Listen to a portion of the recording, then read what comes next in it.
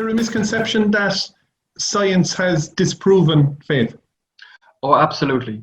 For a lot of people, they have that sense that, for example, if you ask them why, like what are the points of opposition, what are the points of difficulty there, very often they'll come back to the Big Bang, which is, hopefully we'll get to talk about the Big Bang in this series.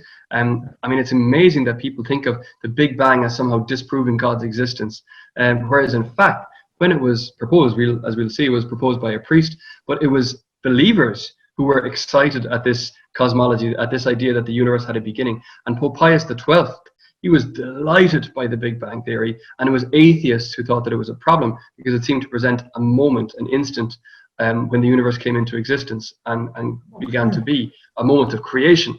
And so the idea that the Big Bang somehow disproves God is clearly ridiculous. Maybe a little bit more challenging is evolution, and that's something that a lot of people will raise. And in order to understand, for example, how a Christian could accept some kind of theory of evolution, as well as believing in and loving the Bible as true, you've got to really understand how Christians read the Bible. And so maybe later on, again, we could talk about that in a bit more depth.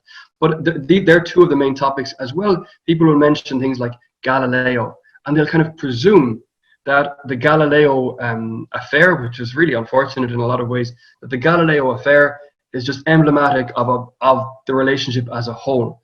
Whereas in fact, if you look at the history, it's not at all. It's an anomaly. It's an unusual event, and it's unfortunate, but it's definitely not typical of the relationship between science and the church.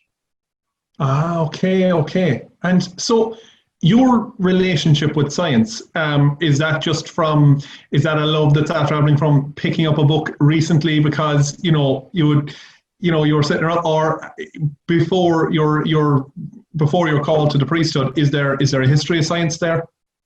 Oh yeah. I mean, it was one of my first loves, So I grew up in a Catholic family, grew up going to Catholic schools, and obviously, study science as part of the Catholic school curriculum. And that's actually something that I think is worth noting, that the biggest educator in science in the world today, apart from states, is the Catholic Church. So just the idea of the Catholic school system is providing basic scientific education across the world. And so I was a beneficiary of that. And I really began to fall in love as a teenager, more and more, to fall in love with science, especially physics and maths. I mean, I just loved the real elegant simplicity, the beauty of mathematics. And biology I found interesting too, and chemistry. And so when I was 16, I really loved my science, and I said to my physics teacher, look, I'd love to actually give this a go and apply to one of the best places in the world to study physics. To study natural sciences, which is kind of a general science degree, and you can specialize then. And so he helped me to apply to Cambridge, and then I got in somehow. I snuck in. I got in some quota or something, I'm not sure how. And I went, when I was 17, I went and studied natural sciences in Cambridge, and just absolutely loved it. And so science was my world then. But all the time, my faith was growing.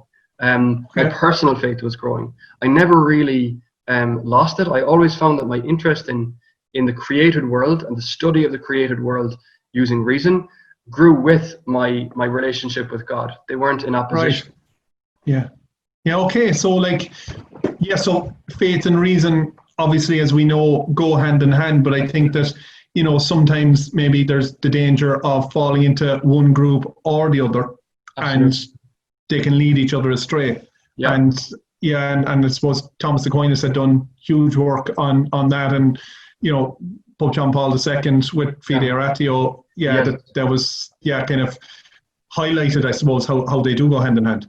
Absolutely. Yeah. And I mean, that was just my personal experience. So I remember reading John Paul II talking about science in the church, and I just said, that's exactly how I've experienced it. Now, there was tension. It's not to say that there was no tension.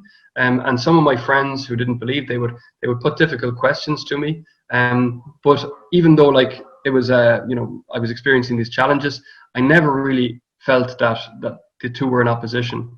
There's actually a really beautiful quotation that John Paul wrote in a message that he gave on the 300th anniversary of Isaac Newton's Principia Mathematica being published, there was a conference that was organized in the Vatican by the Vatican Observatory, which is again something we might talk about later on, just how the popes in history have supported science. But he wrote a letter to the director of the Vatican Observatory on that moment, and I might just read out briefly just a little phrase that he says: "Science can purify religion from error and superstition. Religion can purify science from idolatry and false absolutes. Each can draw the other into a wider world, a world in which both can flourish." And that's really, it's kind of surprising. I mean, I remember reading that to some of my friends who didn't believe, and they were surprised to hear that the Pope was saying that science had something to offer the church. Some kind of purification was possible, because there's a difference between faith and credulity. Credulity, just kind of believing everything without kind of using your reason. There's a difference between that and true faith. And true faith is open to the critique of reason as well. And I think that's what the Pope is saying there. Yeah, so if we break down the first part of that, science can purify religion from error and superstition. Just there alone.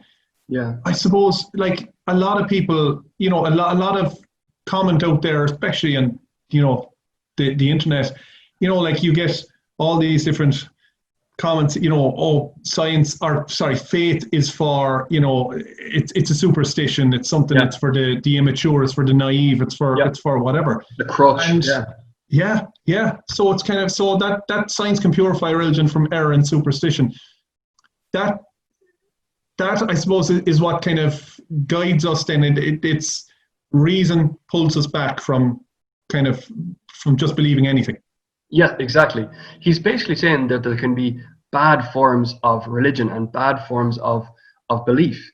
And of course, he's not saying that everybody has to be doing science and everybody has to be doing scientific text, reading scientific textbooks. But he's saying that there can be a bad form of religious belief that's not open to reason at all, and that's merely dogmatic, without any kind of thought. And I think he's saying, if you're capable of critique and thinking carefully about your faith, then you should be doing that. If you liked what you just saw and would like to see the full interview, click on the Watch More box above, or else click on the link in the description box below.